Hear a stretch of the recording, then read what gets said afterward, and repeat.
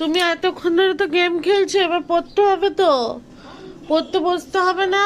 আরে এই তো এই এই বইটা নিয়ে তো পড়লাম। ওই বইটা তোমার ছোটবেলার বুকস, ওটাতে ফ্রুটস রয়েছে, ওই বইটা পড়লে হবে নাকি? এবার বন্ধ করতে হবে, ঠিক আছে?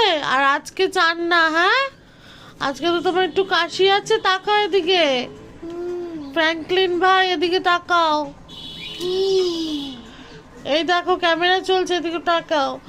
কালকে চান হবে, আজকে খেতে হবে, স্নান নয়, এখন পড়তে বসতে হবে, ঠিক আছে?